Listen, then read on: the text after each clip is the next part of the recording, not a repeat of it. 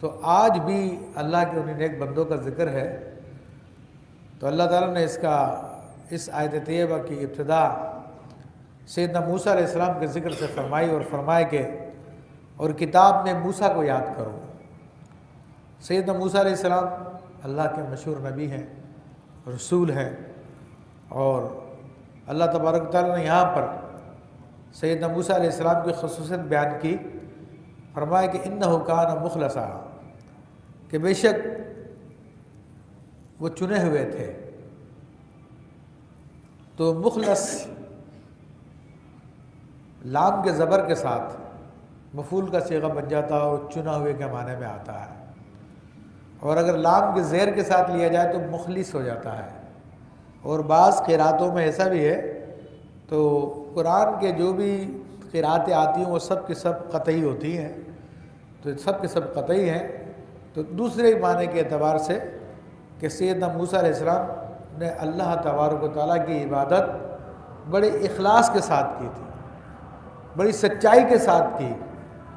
اور پہلا معنی جو ہمارے یہاں پہ قرات و قریش ہے، تو اس قرات میں فرمایا کہ مخلص یعنی وہ چنے ہوئے بندے تھے۔ تو یہ موسیٰ علیہ السلام کی اللہ نے صفت کا بیان کیا، فرمایا وَكَانَ رَسُولًا نَبِيًّا،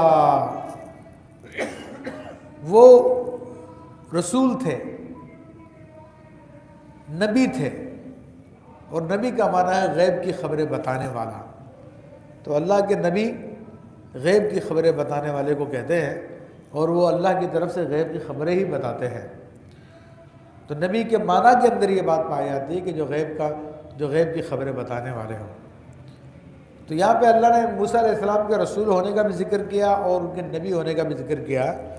تو اہل علم اس بات سے بخوبی واقف ہے کہ رسول سے مراد وہ بشر ہے جس کو اللہ تبارک و تعالیٰ نے لوگوں کی ہدایت کے لیے بھیجا اور اس پر کتاب بھی نازل کی ہو۔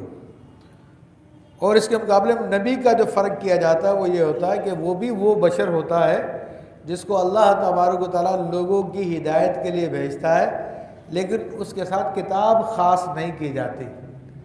ہاں اس کے اوپر صحیفے نازل ہوتے ہیں، وحی نازل ہوتی ہے، تو یہ وحی تو چونکہ نبوت اور رسالت کا جزو لا ینفک ہے، اس کے بغیر نبوت ہوتی نہیں ہے۔ تو یہ اللہ تبارک و تعالیٰ نے سیدنا موسیٰ علیہ السلام کی تیسری صفت کو بیان کیا اور فرماتا کہ وَنَادَيْنَاهُ مِنْ جَانِبِ الطُّورِ الْأَيْمَنِ، اور ہم نے اسے طور کی داہنی جانب سے ندا فرمائی۔ طور جو ایک پہاڑ ہے جو کہ مدین اور مصر کے بیچ میں ہے، طور کا پہاڑ۔ تو وہ اس پہاڑ کے بارے میں یہ ہے کہ سیدنا موسیٰ علیہ السلام سے اللہ تبارک و تعالیٰ نے یہاں پہ ہم کلامی فرمائی، کلام فرمایا۔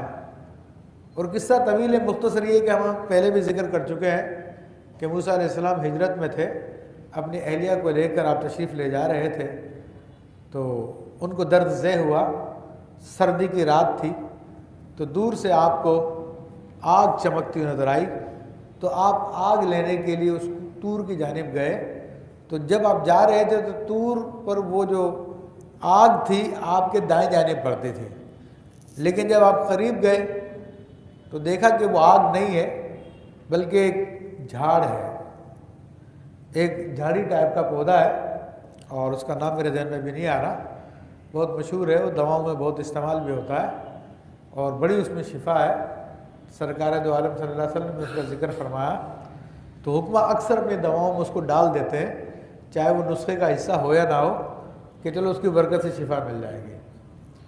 تو اس بوٹے پہ اللہ تبارک و تعالیٰ نے تجلی فرمائی، اور وہ بوٹا جو ہے اللہ تعالیٰ کی تجلی سے روشن تھا، اور پھر اللہ تبارک و تعالیٰ نے باقاعدہ خطاب فرمایا، قرآن میں ہے کہ وہ بوٹے سے آواز آتی ہے اے موسیٰ میں عالمین کا رب ہو۔